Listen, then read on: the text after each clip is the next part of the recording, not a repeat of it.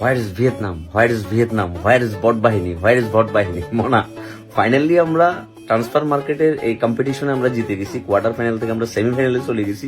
ফাইনালে হয়তো এমন আছে ধরো আর্জেন্টিনার সাথে আমাদের দেখা হইতে পারে। এখন আবেগটাকে এক পাশে রাখি, আমরা একটু বিবেকে আসি।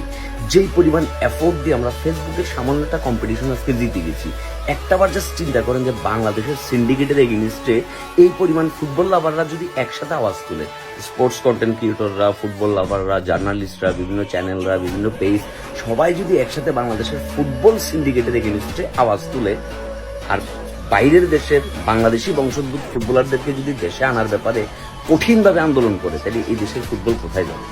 ধরো ফেসবুকে যদি বিশ্বকাপ হয়, পৃথিবীর এমন কোনো শক্তি নেই যে বাংলাদেশকে হারা দিবে। খোদ আর্জেন্টিনারে আমরা ঠেলতে দিকে সেমিফাইনালে নিয়ে এসেছি।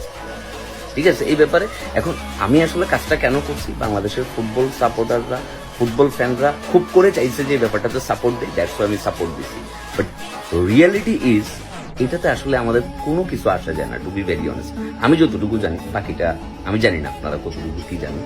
এখন কথা হচ্ছে, এই সেম ভাবে সম্মিলিত এফোর্ট দিয়ে যে 1,10,000 রিয়েক্টর কামব্যাক দিয়ে আমরা কি ভিয়েতনামকে ফুল প্যাকেট করে দিচ্ছি, এইভাবে একটা কামব্যাক দিয়ে যদি দেখি আমরা বাংলাদেশের ফুটবল সিন্ডিকেটে ধরি, তাহলে বাংলাদেশের ফুটবল সিন্ডিকেট শেফালির মাঠ কাঁথার তলে লুকাইব, মাথায় রাখি। মোনা বাফুফে ম্যানেজমেন্ট সিন্ডিকেট দালালদের নতুন নাটক মার্কেটে লঞ্চ হয়েছে। ডিসিপ্লিনারি ইস্যুতে বাদ গেছেন ফাহমিদুল ইসলাম।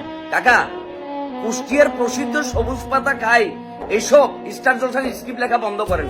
আমাদেরকে ভূগোল বুঝাইয়েন না কাকা, আমরা ইতিহাস, অর্থনীতি, পৌরনীতি, অর্থনীতি সবকিছু পড়িয়ে আসা ছেলে পেলে, আমাদেরকে ভূগোল বুঝাইয়েন না।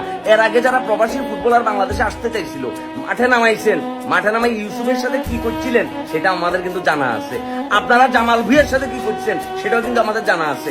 এখন 19 বছরে যদি এমবাপ্পের মতো প্লেয়ার বিশ্বকাপে আগমনী বার্তা দিতে পারে, 16 বছরে যদি খেলা শুরু করতে পারে ইয়ামাল, 17 বছর যদি সুপারস্টার হইতে পারে লামিন ইয়ামাল, তাহলে আমাদের ফাহমিদুল কি দোষ করছে? তার ড্রিবলিং দেখছেন, তার স্কিল দেখছেন। হামজা চৌধুরীর মতো প্লেয়ার যেমন আসছে, তেমনি ফাহমিদুলের মতো প্লেয়ারও আমাদের দরকার। আমাদেরকে সব ভূগোল, পরিণতি, অর্থনীতি, দায়িত্ব, কৃষি শিক্ষা এগুলো বুঝায় না কাকা, আমরা ভূগোল বুঝি। আর আপনারা এই সস্তা স্ক্রিপ্ট লেখা বন্ধ করেন।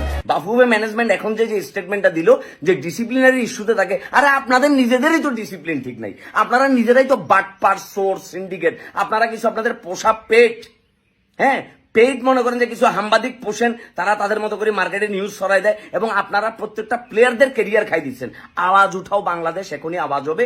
আজকে যদি আওয়াজ উঠাও সিন্ডিকেটের বিরুদ্ধে, সিন্ডিকেটের কালো হাত ভেঙে দাও, গুড়িয়ে দাও। বাফুফের বিরুদ্ধে direct action, action, action, direct action, কোনো কথা হবে না। ফুটবলকে বাঁচাও।